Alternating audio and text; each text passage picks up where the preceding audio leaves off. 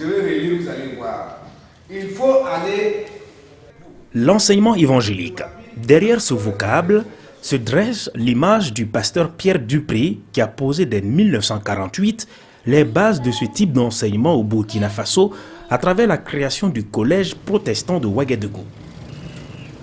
L'enseignement protestant a été introduit en 1948 par les missionnaires américains.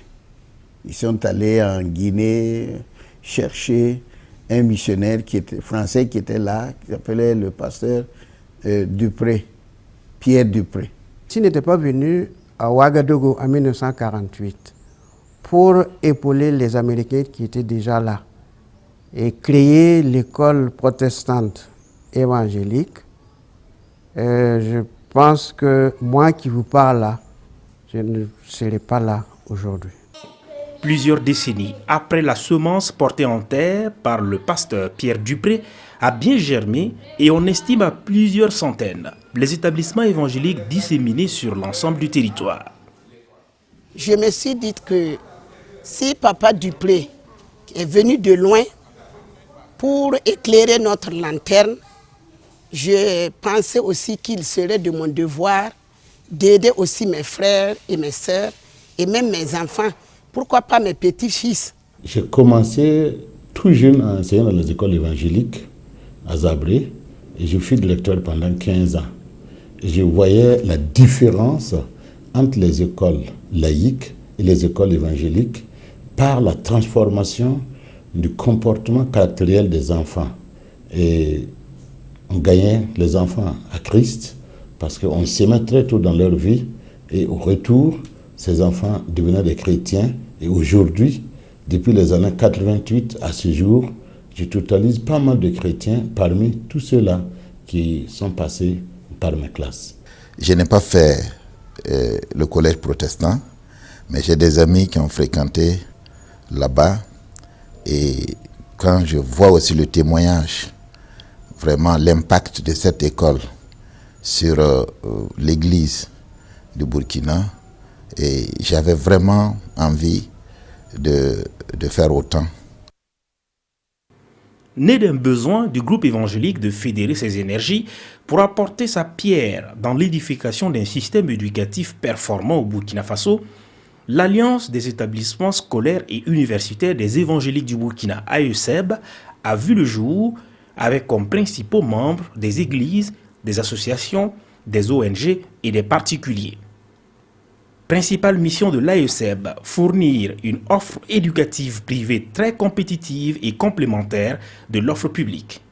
Il est vrai que l'école a commencé par l'église, mais plus tard, les enfants de l'église ont eu la vision. Et des associations sont nées, des ONG sont nées, des individus, des groupes, des sociétés, et chacun veut apporter une contribution. Et c'est dans ce collège maintenant d'efforts communs que le besoin de l'AESEB a été exprimé pour regrouper toutes ces forces afin que nous puissions apporter une contribution de qualité à la vie de notre nation. L'étude que nous avions eu à mener en 2013 sur la cartographie des établissements évangéliques au Burkina Faso nous a montré qu'on avait 362 établissements chrétiens au Burkina Faso. Mais au sein de ce réseau, nous avons actuellement 188 membres. Pour dire que nous avons encore un travail à faire pour pouvoir amener les autres qui ne sont pas avec nous. L'AESEB pour moi consiste à ce que nous puissions nous unir, connaître qu'il y a tel frère ou telle sœur qui a une école chrétienne pour qu'ensemble nous fédérions pour essayer de faire partie de l'évangélisation par nos classes, de sauver encore un grand nombre et que cette nation-là puisse connaître Dieu. C'est volonté que les gens viennent, ça peut être une église, ça peut être un individu, ça peut être une association, ça peut être une ONG. Nous avons évolué à partir des acquis de l'église. L'AESEB peut amener les évangéliques à parler d'une même voix. C'est vrai que dans le domaine de l'enseignement, c'est difficile de mettre tout le monde d'accord sur tout. Mais comme la base, c'est la parole de Dieu, c'est la Bible, tant que personne ne conteste ce qui est biblique, nous pouvons aller ensemble. Donc moi je crois que l'AESEB, avec cette philosophie, que nous avons, et puis pas une philosophie, cette foi que nous avons dans cette structure, même après nous, les choses peuvent marcher. Pour mener à bien sa noble mission de formation d'une élite burkinabé à la lumière de l'Évangile, l'Alliance des établissements scolaires et universitaires des évangéliques du Burkina bénéficie du soutien d'un réseau de partenaires qui sont entre autres les ministères en charge de l'éducation et des organisations non gouvernementales. L'AESEB est aujourd'hui plus structurée. Au départ, il fallait mener les assemblées nationales pour partager la vision. Il fallait travailler sur les statuts, les règlements intérieurs. Il fallait faire l'enregistrement officiel. Il fallait faire les formations nationales et sortir dans les régions, dans les provinces. Et petit à petit, les gens commencent à entendre parler de l'AESEB. Il y a des conventions qui sont en construction, notamment avec l'AESEB, pour permettre justement à l'État de mieux s'impliquer dans le financement des établissements évangéliques et aussi de pouvoir apporter un encadrement beaucoup plus rationnel que ce que nous faisons jusqu'à maintenant. Il y a des cadres de concertation. On s'est rencontrés par rapport au continuum, par rapport à la répartition des élèves surtout les lauréats, pour ne pas dire ceux qui sont admis en classe de 6e. Il y a des cadres de rencontre où on échange, voilà, où vraiment, de manière franche, on discute pour trouver, j'allais dire, les solutions aux problèmes quotidiens qui nous assaillent. Nous sommes aussi en partenariat avec l'Association internationale d'écoles chrétiennes, qui est une grande institution basée aux États-Unis, qui a son bureau en Afrique du Sud. Et ces partenaires nous accompagnent et veulent toujours nous accompagner. Au fait, même, ils veulent, en 2016, voir la possibilité d'utiliser le Burkina Faso ou de travailler avec l'AESEB pour que nous puissions représenter l'intérêt des écoles chrétiennes dans les pays environnants, en Afrique de l'Ouest. Nous présentons l'AESEB à nos membres. Moi, je représente en même temps un membre de l'AESEB en tant que responsable d'une ONG qui est l'AED. Et au niveau des partenaires de l'AED, ceux qui s'intéressent à l'éducation, je les parle de l'AESEB. Et cela est pareil pour Credo, cela est pareil pour ASEFIM, et nous trois et l'ODE. Et nous trois, nous avons un seul partenaire. En ce moment, nous avons négocié et ce partenaire est d'accord pour travailler avec l'AESEB. L'AESEB porte en elle la conviction des pionniers de ce maillon du système éducatif qui est qu'une tête sans cœur n'a point d'humain. L'homme n'est pas que chair ni intellect. Au-delà de l'esprit, il y a le cœur. La vocation des établissements évangéliques, c'est donc de former tout homme et tout l'homme. Ici, nous recevons toute personne. Il y a des musulmans ici, il y a des catholiques, il y a des protestants. En tout cas, il y a tout. L'homme, dans son entité, dans sa globalité, est corps, âme et esprit. Et dans ce sens-là, nous nous sommes dit que, en plus des connaissances intellectuelles que l'on peut donner à quelqu'un, il faut aussi cette dimension spirituelle et cette dimension de l'âme aussi. Il faut tenir compte de toutes ces composantes dans l'éducation, dans la formation d'un être humain. Avec une telle vision, point de surprise, les écoles évangéliques attirent comme un aimant des parents d'élèves à la quête d'un savoir utile à leur progéniture et à toute la communauté. L'enseignement évangélique, c'est une approche holistique et intégrée du système éducatif qui voudrait que les contenus et les méthodes de formation produisent des hommes et des femmes équilibrés dans leur esprit, dans leur âme et dans leur corps, en référence à l'évangile. Ici, c'est vraiment bon. Quand tu regardes l'école, tu sens que l'école est disciplinée. Concernant la discipline, ils sont trop sérieux, trop stricts, je dirais même. Du moment où ils veulent notre bien, même si ça me dérange, ça me va. Quand nous rentrons en classe, on nous parle de Dieu avant de commencer les cours. On nous apprend à obéir aux parents, à respecter les maîtres et à ne pas voler, à ne pas envoyer des objets agressifs à l'école. En apprenant Christ aujourd'hui, ça peut m'aider à être quelqu'un de bien demain. À l'école évangélique, il nous parle de Christ. La parole de Dieu nous aide à grandir et à être des adultes responsables. Comme les enfants viennent à l'école ici, on les enseigne l'évangile. À la maison aussi, j'essaie de les conseiller aussi selon la parole de Dieu, afin qu'ils puissent grandir spirituellement.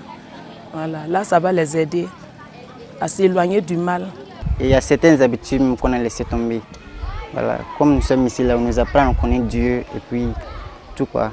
Arriver à la maison et nos parents constatent que nous sommes devenus sages quoi. On n'est plus comme avant. Une fois, une des autorités de notre pays, pas des moindres, lors d'une conversation m'a dit « Monsieur Cabré, votre établissement a produit de grands cerveaux, c'est-à-dire des intellectuels, et tout le monde le sait. » Mais ma réaction était que notre but, en fait, ce n'était pas de produire des grands cerveaux, mais des grands cœurs.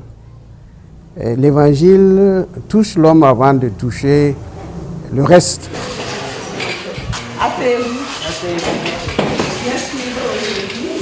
Nous allons lire notre verset du jour.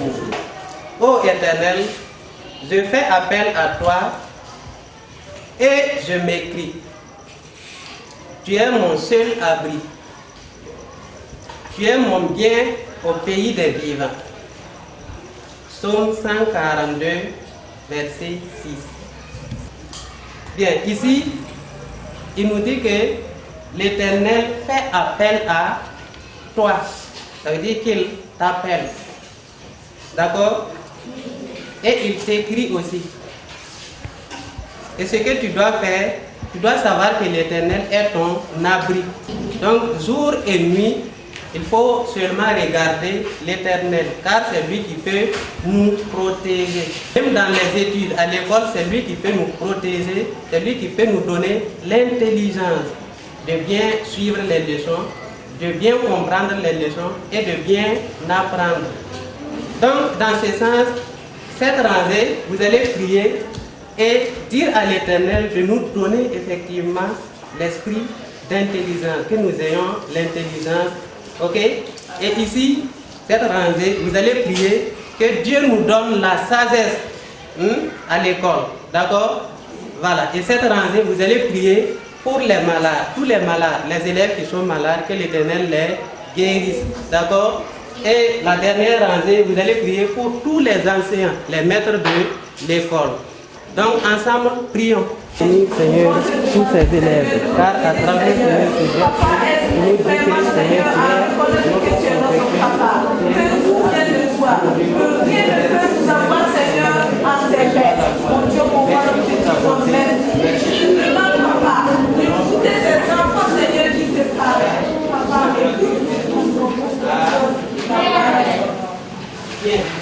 je vais demander à Zorkanaï de bien vouloir prier afin qu'on commence la leçon maintenant du jour. Donc Zorkanaï prie pour tout le monde. Seigneur Jésus, nous te disons infiniment merci. Nous te demandons de nous assister. Et nous dans tout ce que nous allons faire ce matin. Bénis les élèves, bénis les enseignants. Au nom de Jésus-Christ, je te prie. Amen. Et chaque matin, chaque enseignant est tenu de lire et de commenter. D'abord, si les élèves rentrent, ils chantent. Ils chantent. Après, le maître lit le verset du jour, il commente et ils prient ensemble. Ces établissements donc privés qui s'appuient un peu sur le spirituel apportent un grand, en tout cas dans la formation des citoyens. Et je crois que ces établissements-là ont leur place dans le système éducatif. L'enseignement évangélique, c'est aussi et surtout la rigueur et la discipline qui le caractérisent. L'Alliance des établissements scolaires et universitaires des évangéliques du Burkina accorde du prix à ces valeurs et encourage ses membres à les promouvoir davantage. Au fur et à mesure que l'année passe, cet enseignement s'étend sur toute l'étendue du territoire et surtout la qualité où ça gagne, il y a plus de qualité. Et surtout qu'il y a un suivi adéquat et les résultats aussi suivent. Et par rapport au cahier des sages, ce sont des établissements qui sont en règle vis-à-vis de ces cahiers de charges parce que lors de nos sorties, nous constatons cela. Cette rigueur est très importante et ça a permis qu'aujourd'hui, nous puissions justement aussi être en mesure à notre tour, que ce soit dans nos familles, dans nos services aussi, d'avoir cette rigueur, cette discipline et de faire en sorte que cette discipline soit respectée aussi. Pour permettre aux établissements membres de maintenir allumé le flambeau de l'excellence, l'Alliance des établissements scolaires et universitaires des évangéliques du Burkina accorde une place importante à la formation de ses membres. L'AESEB travaille en association avec d'autres structures évangéliques des écoles chrétiennes dans le monde, AXI par exemple, pour que nous ayons des formations. D'abord, dans le cadre de l'AESEB, nous avons des renforcements des capacités de nos personnels et de nous-mêmes en tant que fondateurs. Et cela est capital pour que nous puissions être efficaces davantage. Parce que beaucoup de nos établissements, c'est des anciens qui ne sont même pas allés à l'école de formation, qu'on prend directement et qui enseignent. Et c'est bon aussi de renforcer les compétences de ces personnes-là. Donc on fait ce travail-là. Donc en plus de la formation, il y a l'appui conseil. Parce qu'il y a de ces établissements qui viennent vers nous, ils ont déjà créé les établissements, mais ils n'ont pas la reconnaissance officielle. Avec l'État, on travaille à ce que ces établissements aussi soient reconnus. Nous menons aussi des études pour être pertinents dans notre approche et offrir, même proposer des documents. Et nous discutons aussi, nous faisons le plaidoyer avec l'État pour que l'État prenne en compte ce secteur qui est confessionnel, mais qui est un peu dispersé, pour que nous puissions être organisés et avoir l'appui de l'État pour pouvoir éduquer ces enfants burkinabés. Effet induit des prières de chaque matin, de la rigueur, de la discipline et du triptyque éducation morale, civique et spirituelle sont entre autres des résultats scolaires édifiants et des citoyens bien formés qui impactent leur entourage. Il y a beaucoup d'élèves à problème et le fait d'entendre parler de Jésus, le fait de donner leur vie à Jésus, donc ça les change beaucoup et ça joue effectivement sur leurs résultats scolaires. Donc je peux dire que l'encadrement spirituel y est pour beaucoup dans la réussite de nos élèves ici. Je me rappelle, il y a un douanier, quand j'étais à Zabré, qui est venu me dire: qu'est-ce que vous faites à mon enfant? Il n'insulte plus, il ne fait plus la bagarre avec ses petits frères. Dites-moi ce que vous faites. Alors que lorsqu'on était dans l'autre côté, c'est chaque fois de la bagarre. On lui ouvre la Bible, on dit voilà, nous leur enseignons la parole de Dieu. Et nous les apprenons à vivre dans la paix. Et nous leur disons, si cela dépend de vous, soyez en paix avec tout le monde. Ça touche les enfants. Cela se ressent et je ne suis pas le seul. La plupart des parents d'élèves en témoignent. Vous savez, nous avons des enfants qui sont beaucoup turbulents avec des expressions grossières, mais les élèves qui sont ici sont relativement, en tout cas, plus polis et plus respectueux. La parole de Dieu nous dit que celui qui cherche à gagner le monde, il perdra son âme. Et je pense que si les écoles primaires évangéliques peuvent encore relancer leur dynamisme dans cet enseignement biblique, je suis convaincu que les hommes que ces écoles formeront seront un maillon très fort pour la société dans l'avenir. Bon, ça c'est ma mie à moi, la même comme temps femme beka. En canidien comme mie, bon, tout le faire ya yimri. Bon, ba fo zakon fa hankatin pa man wuli tout le monde ya so to ha wa école wati be me han wuli bili fo. Ntakaram ti hanka wala net han zinga da to dine, bon, din fa ya yim ko fa ya wonnam yanga bala. Bon, la femme pour c'est que ya bon, ya ne ba mi pa wom ti se kabala. Il y a certains parents qui se plaignaient comme quoi on oblige leurs enfants à prier. Mais à un certain moment, les enfants nous disent que quand le papa ou la maman musulman ou musulmane est malade même, il dit « Ah, viens prier ton Dieu là pour moi ». Donc c'est-à-dire qu'ils acceptent. Et vu le comportement que les enfants ont à la maison, ça fait que vraiment eux-mêmes ils viennent, ils nous disent « Allez-y, continuez de l'avant, votre prière là, ça nous aide ». C'est avec une grande nostalgie et surtout guidés par le devoir de redevabilité que les anciens élèves décryptent leur parcours scolaire riche en enseignements. Tous affirment avoir reçu dans ces établissements évangéliques les fondements de leur future vie. Pour les anciens élèves de ces établissements évangéliques, La rigueur et la discipline acquises dans ces écoles sont devenues des principes de vie.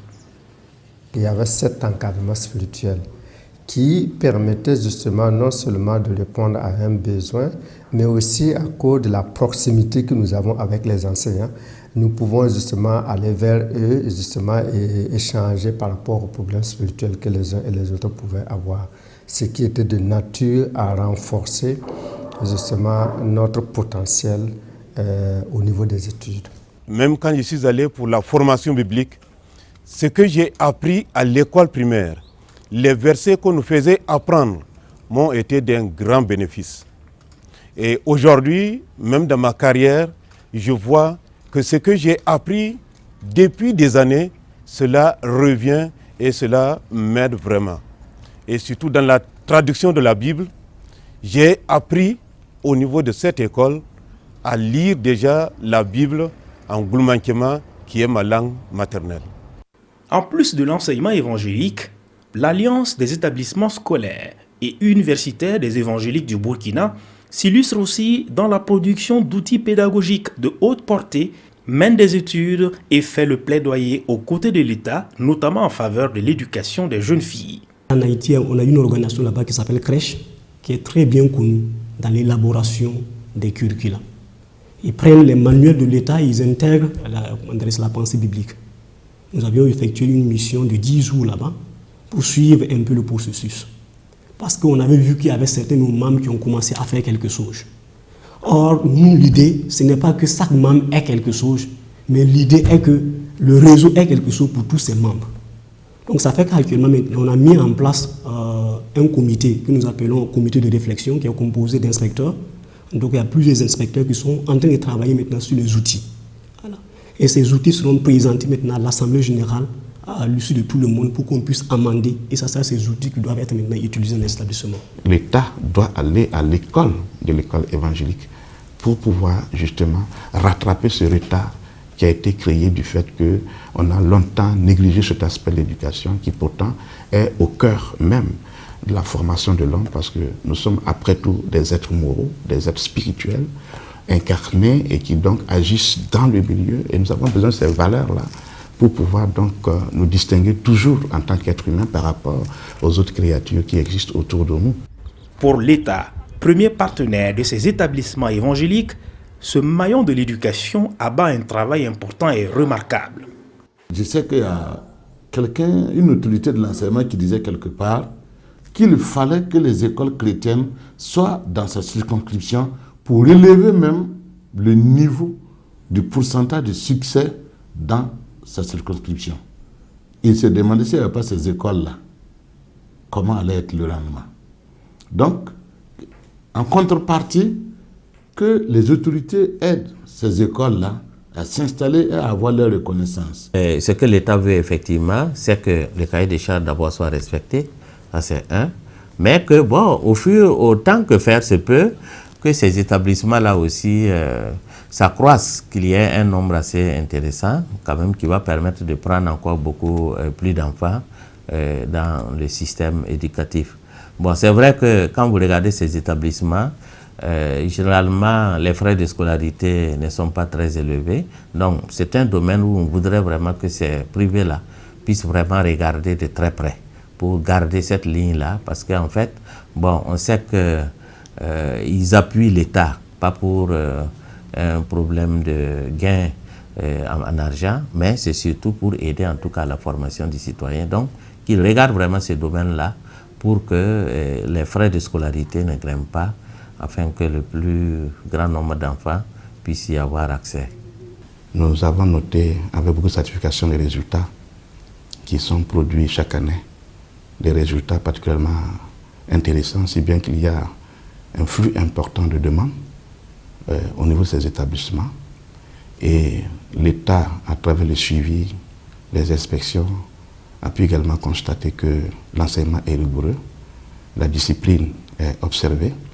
Et au bout du compte, nous sommes certains que ceux qui, en tout cas, ont déjà fait leur preuve sur le terrain, ont largement démontré qu'à travers une telle éducation, on peut arriver à bâtir une nation vraiment prospère, qui respecte toutes les étapes de la déontologie professionnelle requises.